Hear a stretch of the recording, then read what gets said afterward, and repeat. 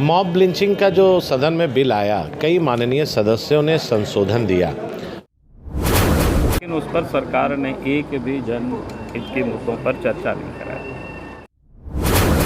और अगर सरकार गंभीर नहीं होती है तो आने वाले दिनों में हम इस पर जगह पर जा कर के धरना प्रदर्शन भी कर सकते हैं।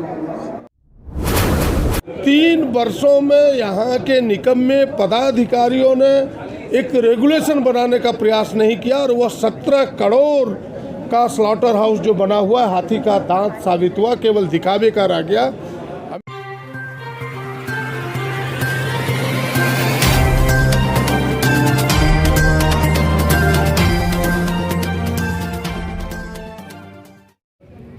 नमस्कार, मैं तान्या चौधरी स्वागत करती हूं आपका फ्रंटलाइन झारखंड न्यूज़ में। अभी हम मौजूद हैं विधानसभा में, जहां पर कि शीतकालीन सत्र का आज अंतिम दिन है। सदन में आज अलग अलग मुद्दों पर काफ़ी बातचीत हुई, तो आइए हम जानते हैं कि वह बातचीत क्या हुई और क्या मुद्दे थे। मॉब लिंचिंग का जो सदन में बिल आया, कई माननीय सदस्यों ने संशोधन दिया और जिस तरह का मॉब लिंचिंग के में कानून पारित हुआ, 2 से अधिक लोग किसी भी घटना को अंजाम दे देंगे या कभी कोई लड़ाई झगड़ा आपस में हो जाता है, उसको शासन प्रशासन मॉब लिंचिंग का नाम दे देगा। अगर कोई इसमें लिखा हुआ था कि कोई साजिश कर रहा है, उसका आशंका अगर है, तो आशंका के आधार पर भी ये केस उस पर लागू हो जाएगा। तो इस तरह के कानून बनने से इसका दुरुपयोग होने का संभावना ज़्यादा दिख रहा है।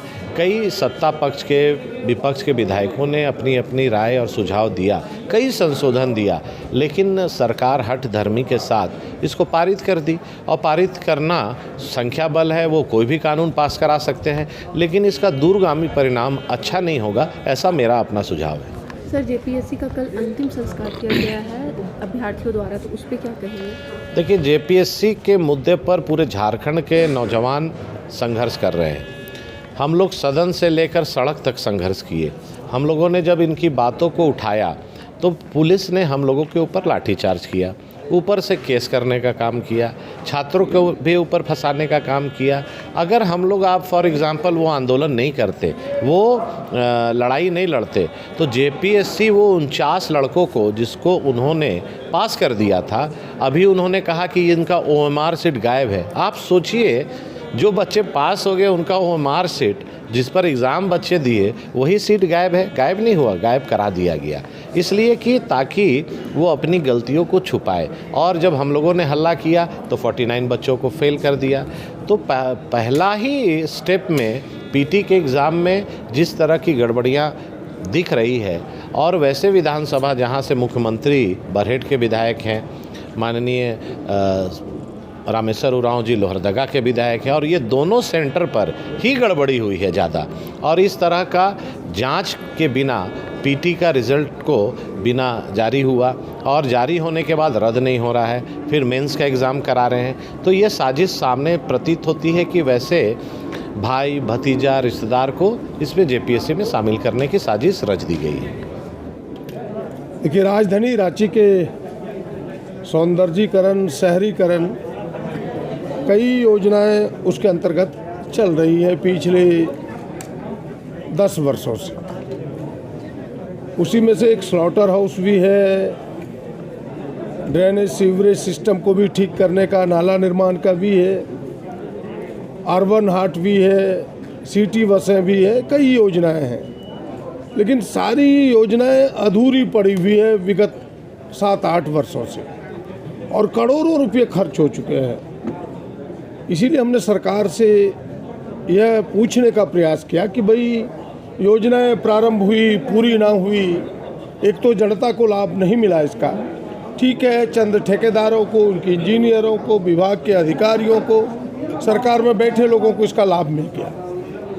भाई, अब यह सरकार इसे पूरा करना चाहती है कि नहीं, और यह सरकार पूरा करना चाहती है, और पिछला जो लोगों ने हिसाब किताब किया है उस पर कोई जांच कमेटी बिठा के कौन दोषी है जिस कारण यह पूरा नहीं हुआ, इसकी तहकीकात करना चाहती है कि नहीं। उसी में एक मामले स्लॉटर हाउस का आया, और जो उन्होंने जवाब दिया था कि भाई हाई कोर्ट के आदेश से यह बंद है, जबकि हाई कोर्ट ने उसे बंद करने को नहीं कहा है। हाई कोर्ट ने कहा कि भाई नगर पालिका रांची ने जो रेगुलेशन बनाने की बात कही थी कि स्लॉटर हाउस हम चलाएंगे, उसके पहले जो मांस के खुदरा विक्रेता है उसके लिए एक रेगुलेशन बनाएंगे। बिना रेगुलेशन बनाए आपने क्यों स्लॉटर हाउस को चालू किया और इनको क्यों बंद किया? बस इतना ही सवाल था। और यह दिसंबर 2018 में हाई कोर्ट का निर्णय था। 3 वर्षों में यहाँ के निकम्मे पदाधिकारियों ने एक रेगुलेशन बनाने का प्रयास नहीं किया और वह 17 करोड़ का स्लॉटर हाउस जो बना हुआ है हाथी का दांत साबित हुआ, केवल दिखावे का रह गया। हमें लगता है कि जो सरकार के तरफ से मंत्री उत्तर दे रहे थे उन्होंने इतना ही आश्वासन दिया है कि माननीय मुख्यमंत्री से पूछ करके मैं इन सवालों का जवाब दूंगा। हमने कहा था कि या तो आप सर्वदलीय समिति बनाइए विधायकों की जो इसकी जांच करे, फिर आपको कुछ रिपोर्ट दे सके, या तो फिर उच्च स्तरीय मुख्य सचिव की अध्यक्षता में बनाइए। अब सरकार के उत्तर तो इतने तक सीमित है, आगे देखिए होता है क्या। देखिए, संतुष्ट हम सदन में बातों को रखें।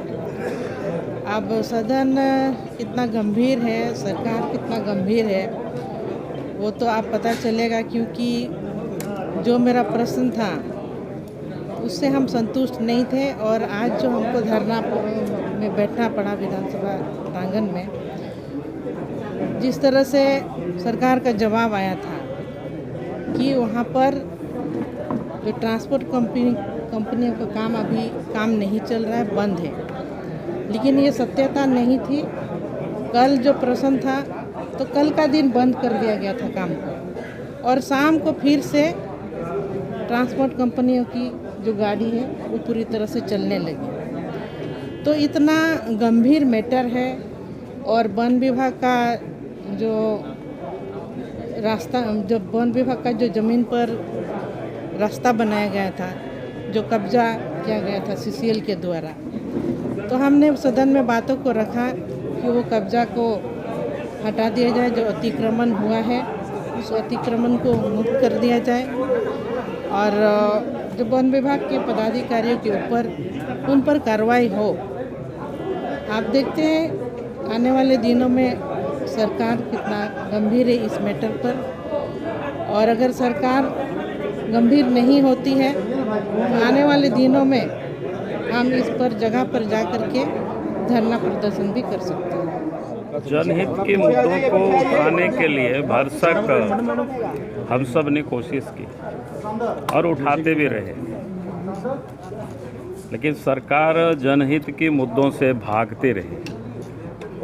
जितने भी जनहित के मुद्दा है, खास करके इस प्रदेश के नौजवानों की जो भविष्य के साथ, राज्य के भविष्य के साथ जितने जुड़ा हुआ मुद्दे थे, इन सारे मुद्दों को लेकर हम सब ने कोशिश की कि सरकार सदन में उस पर चर्चा करावे, उस पर सरकार की ओर से वक्तव्य आए, लेकिन उस पर सरकार ने एक भी जनहित के मुद्दों पर चर्चा नहीं कराई। चाहे वो GPSC का मामला हो, चाहे पूर्व में जितने भी एग्ज़ाम लिए गए थे उन सारे रिजल्ट को अभी तक होल्ड करके रखे हुए हैं। तो ये जितने भी प्रकार के, अब कल आप सब लोगों ने देखा जो मॉब लिंचिंग को लेकर के बिल पास किया, किस प्रकार से अफरा तफरी में, लगता है कि सरकार के मंत्री तो लगता है कोई पढ़ते लिखते नहीं हैं, लेकिन अफसर भी लगता है कि इस राज्य में पढ़ते लिखते नहीं हैं। अब एक छोटी सी बात मैं कहता हूँ, उसमें हमारे विधायक ने उसका क्या कहते हैं संशोधन भी दिया था, अमित जी ने। IPC में साफ लिखा हुआ है कि भाई 5 से अधिक लोग होते हैं तब उसको मॉब माना जाता है, लेकिन उसमें क्या किया था 2 से। और आप सब लोगों को ध्यान में साधारणतः जहाँ कहीं भी अगर 144 लगाता है मीटिंग वगैरह को डिस्टर्ब करने के लिए, तो क्या कहता है 5 से अधिक लोग कहीं इकट्ठे नहीं होंगे। तो सामान्य सी बातें थी। अगर इसमें से अफसर को जानकारी नहीं और नेता भी कोई उस पर, मंत्री लोग भी कोई पढ़ते नहीं है, जो मन होता है वो करते। तो मैं तो इसलिए कहता हूँ कि इस प्रदेश में जो सरकार, लगता नहीं है कानून की कोई राज है, यहाँ तो लगता है कि माफिया, गुंडों, ऐसे लोगों के राज चल रहा है। चारों तरफ देखेंगे, चाहे कोयला की लूट हो, चाहे बालू की लूट हो, चाहे वो क्या कहते हैं लोहा हो, यानी जितनी भी प्रकार की खनिज संपदा, यहाँ तक जमीन की भी लूट है। अब सरकार में और सत्ता में बैठे हुए लोगों से जो जुड़े हुए लोग हैं, कई एक लोगों की ज़मीन तो घर तक में लोग जा कर के कहते हैं कि ये घर हमारे अमुक नेता को पसंद है, इसलिए आप दे दीजिए, नहीं तो फिर आपको घर से ही निकाल दिया जाएगा। ऐसे भी लोग आकर के हमारे पास बताते हैं वाकया। मैं सुनता हूँ तो लगता है कि भाई इस राज्य में लगता है कि हेमंत सोरेन पूरी तरह से लगता है गुंडा और माफियाओं से घिरे हुए हैं और पूरी राज्य सत्ता को वही लोग लगता है चला रहे हैं, और इसलिए पूरे प्रदेश में आज भयावह की स्थिति है। पुलिस तो मानो एक आतंक का